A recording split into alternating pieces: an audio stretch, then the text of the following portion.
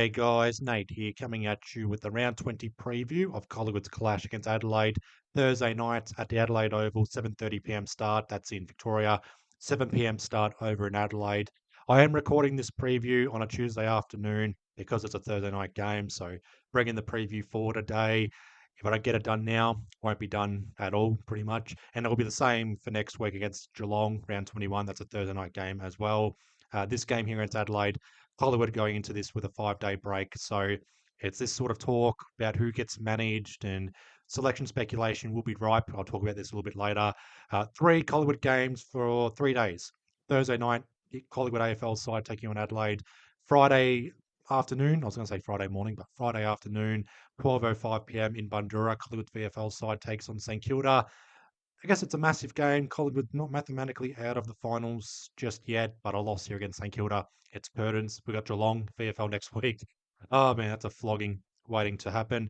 And then Collingwood's VFLW side taking on Darabin Falcons. That's in Preston. That's a Saturday afternoon, 1 p.m. start. So three Collingwood games, 3 days. Wishful thinking for three Collingwood wins, but you just never know at this point of the year. And with this point of the year, it's the first time since 2022 that I feel joyful, optimistic, positive about this point of the season. 2022, we're on a winning streak, riding a wave of vibes up into the top four, beating teams like Melbourne, obviously Carlton, final game of the home and away season. Uh, 11-game win streak at the time. 2023, we hit the hurdle. We lost to Carlton, lost to Hawthorn, who was 16th. We lost to Brisbane. We lost three of the last five home and away games for 2023. Still won the flag, but we hit that snag at that point, even though we had the minor premiership all but sewn up. 2024, we returned from the bye, lost 4 games in a row. The season was pretty much done. We won 4 of the last 5 games in 2024. We just missed out on finals on percentage. And then last year, we had a snag, not just a snag, but we shot ourselves in the foot managing players. We lost 5 of the last 7 games. We lost the teams above us. We only beat Richmond and Melbourne to end our home and away season. We beat Adelaide week 1 qualifying finals last year, but all for nothing in the end. 10 points clear on top, and we bottled it. 10 points clear right now in the top 10. We can't bottle it. And I do think one more win will guarantee top 10, and then we can look into the top 6. But we need to beat Adelaide to be any sort of chance of top 6. It's going to be a tall order. It's a 5 day break. It's over in Adelaide, even though our record in Adelaide's pretty good.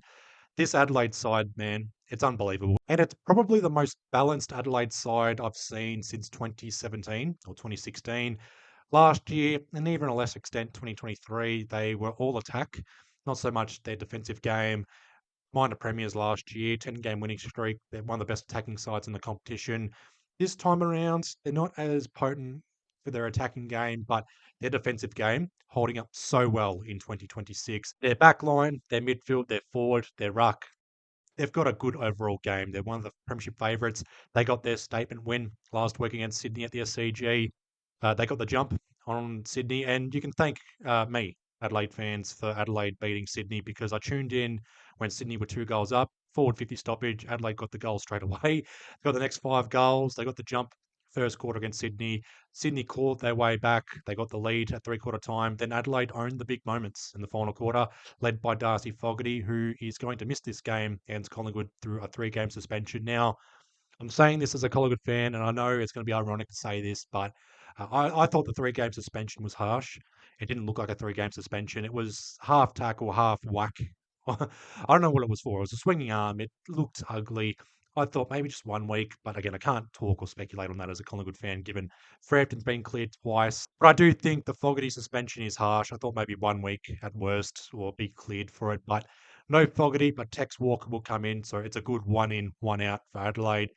For us, our selection speculation, 5 day break. So therefore, we're going to be talking about who gets managed, and I wouldn't be making wholesale changes. I don't want to flirt with form right now. 5-game win streak.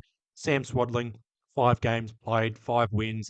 Liam Puncher, 3 games played, 3 wins. I don't want to be managing youngsters. Let them play against a team like Adelaide. Let them learn against the best sides in the competition. If there was any managed players, I'd be managing the obvious. Scott Pendlebury and still Sidebottom. Jeremy Howe to come back in.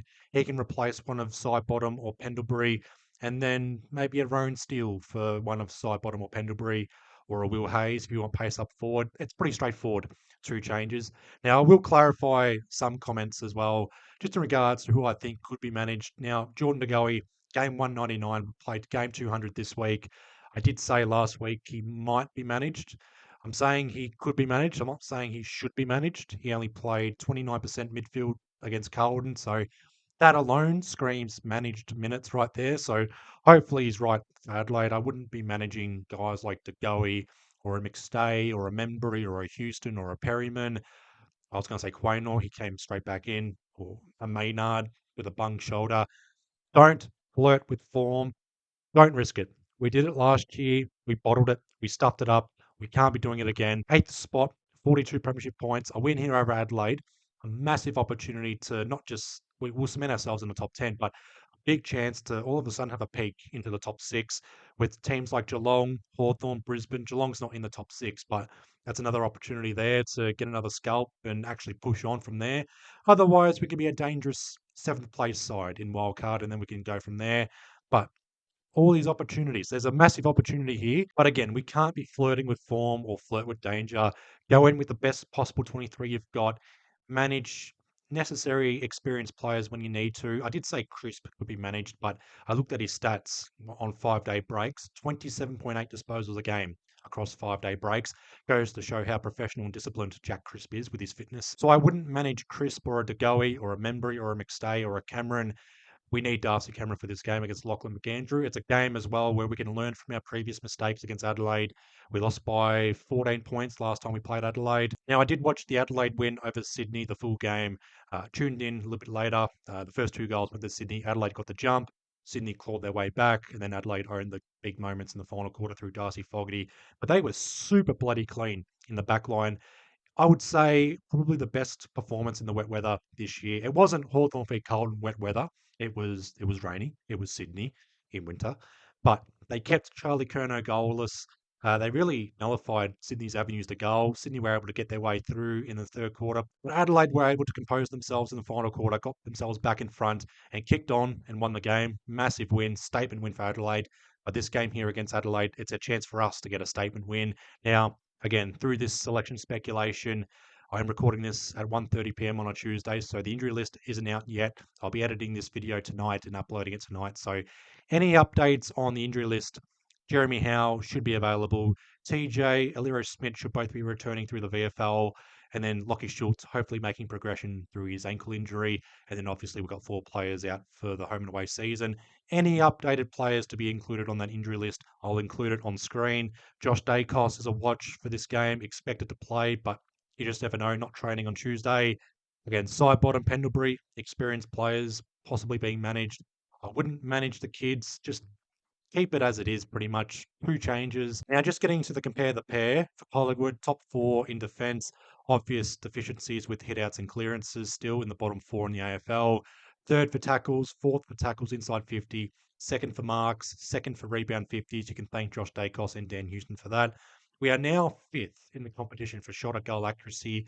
Last week we were 11th, and realising it's a bit of a bottleneck from second down to about 15th. Adelaide, number 1 in the competition for shot at goal accuracy. So we have to make Adelaide pay on turnovers, otherwise they'll convert their chances. Collingwood 12th for goal efficiency. So that area is slowly creeping up. The efficiency inside 50 still needs to improve, only 43% against Carlton. So get it up to about 50% or more in this game against Adelaide. We're a chance. Adelaide, again, with their back line, second in the competition for defence, 7th for attack for points for. So didn't expect that. Usually it's Adelaide second for points for, 7th for points against, but they're in that premiership window right now. They're an absolute chance to win their 3rd premiership. First in the competition for contested possessions when you've got Dawson, Rankin, Peatling, Berry, and a lesser extent a Saligo that can rotate into the midfield. Neil Bullen at times. I haven't checked the CBA attendances, but they've got midfield depth. They've got contested possessions or contested balls everywhere. They're first in the competition for tackles. So that's an interesting battle there. The tackling pressure. Third in the competition, Collingwood for tackles. Adelaide first. Massive, massive key metric there between Collingwood and Adelaide. First in the competition for tackles inside 50. So lesser extent like Carlton last week, whoever wins the tackles inside 50 or tackles around the ground will likely win the game.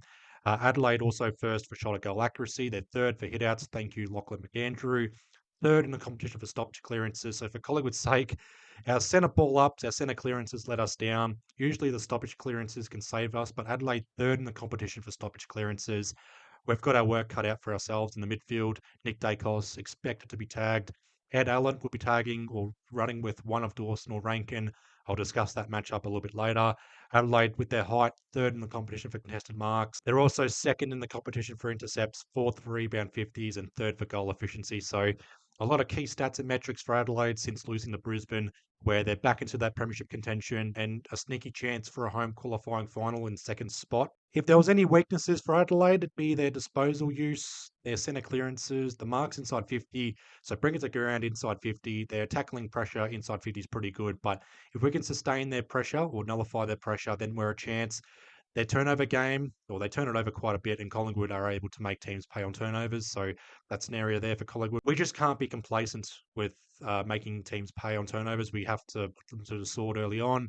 And their efficiency inside 50 can let them down. But when they are able to put it on the scoreboard, they take their chances and then some. With the recent history, Collingwood leads the overall head to head 36 wins, 1 draw, 17 losses. Collingwood 11 wins, 6 losses at the Adelaide Oval, 26-19 in South Australia, so that includes Football Park. Since the end of May 2025, this was the stat I held off on mentioning in my previous video for the road ahead. Collingwood is 1 win, 1 draw, 12 losses against teams in the top 8. And that 1 win was against Adelaide, Thursday night, Adelaide Oval qualifying final.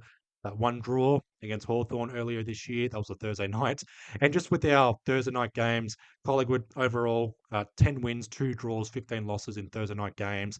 Adelaide 11 wins, 10 losses in Thursday night games. Collingwood's Thursday night games this year, 2 games where the opposition had a shot after the siren to draw the game. Carlton missed and Hawthorn were able to convert. So I don't want this coming down to an after the siren shot from Adelaide. Otherwise, I'll squeal. Uh, these Thursday night games, man, they're not ideal for me, but I am not working on Friday. So thankfully, I'm able to watch this game, review it, upload it Friday morning. And again, the last time we played Adelaide, we lost by 14 points earlier this year. Collingwood 11-13-79 to Adelaide 13-15-93. The first quarter, it showed the signs right there that we were going to lose to Adelaide. We only kicked one behind. 11 inside 50s without a score, I think it was. It was just very disappointing. We looked flat. Everything that worked against St Kilda opening round didn't work against Adelaide. And again, hopefully this is a game where we learn from our mistakes against Adelaide earlier this year. We're on a 5-game winning streak. Let's not flirt with form. We are ticking all the boxes. We're making up for lost time this year. And we're a sneaky chance for making something special in 2026. But we need a statement win, and it starts here against Adelaide. Now, my keys to victory. First key to victory, efficiency inside 50. We've got to somehow crack the Adelaide backline. They're in top form right now. Borlase, of all defenders, is keeping butts out of the side and keeping Charlie Curnow goalless. Wayne Miller having a career best year. We just need to lock it inside 50. Otherwise, Adelaide's backline's going to have a field day against us. Second key to victory is sustained pressure. It's no good starting off guns blazing and then tapering off like last year's loss against Adelaide in round 23. Started the game well, 5-goal lead. Adelaide fought their way back, got the lead at half time. Sustained pressure around the ground. Let Adelaide will create forced turnovers for Adelaide and then make them pay on turnovers. Third key to victory, and this comes in for Ed Allen on just what we need to do for tagging someone at Adelaide. Friend is your friend. And I'll shout out Xavier Ellis, who mentioned this on Twitter, and he probably mentioned this as well on other podcasts or interviews this week. Isaac Rankin this year, when he has 20 plus disposals or more, Adelaide's 9 wins, 0 losses. When Isaac Rankin has under 20 disposals a game this year, Adelaide don't win. So we can talk about Jordan Dawson for Ed Allen to play on. I think we need to have a proper run with role on Isaac Rankin. Keep him under 20 disposals, nullify his presence around the ground or his influence on this game. And it's going to be a hostile environment. Isaac Wainor, Braden Maynard, Nick Dacos, a lot of our players are going to get booed. Isaac Rankin's first game against Collingwood since the homophobic slur last year. But if it was up to me, I'd have Ed Allen tag or play a run with role on Isaac Rankin. Jordan Dawson will do his thing. Nick Dacos hopefully will do his thing. It's going to come down to the midfield depth and who's more influential in the midfield. And the final key to victory, own the key moments. This comes from Darcy Fogarty and the Adelaide Crows in the final quarter against Sydney. They own the moments. They kicked those goals they weren't expected to kick. Take the chances in the final quarters. going to be very interesting if this comes down to a close game in the final quarter. Collingwood 5-game win streak, average winning margin of 3 goals, not beating a team in the top 10, close wins over Gold Coast and North Melbourne. Does it mean anything? Does it count for anything if we can't beat Adelaide or a Geelong or a Hawthorn or a Brisbane? If it gets down to the final 5 or 10 minutes and it's a close game, what do we stand for? Do we own the moments? Do we take on the moments? Are we proactive? Are we reactive? Are we positive, negative? I'm looking forward to it. I'm hoping it's not a shellacking straight away and it's over by halftime against them, unless we are winning, i.e., round 4, 2018. I'd love nothing more than that sort of performance, a proper statement win right there. But wishful thinking, it's going to be a tough challenge. It's a tall order, one of the best sides in the competition. We've got the head-to-head record over Adelaide. They've won 2 of the last 3 games. We've got the qualifying final, bragging rights over them last year in Adelaide. We play better as the underdogs, and I'm hoping for an underdog statement win against the odds, and we cement ourselves still in the top 10, top 8, and push on. Hopefully, have a look into the top 6. But I'll leave you guys all to it. Leave your comments down below, your thoughts on this game, the preview. Who would you manage? Who would you keep in? Your expectations? Whatever. Leave your comments down below. All things Collingwood. Give the video a like, share it around, subscribe if you're not already. Follow me on Instagram, but cheap plugs out of the way. I'll leave you guys all to it. I'm hoping you guys are having a good week so far. Please be well, please be safe, and I'll see you guys Wednesday night for the team selections final word video. Up the pies.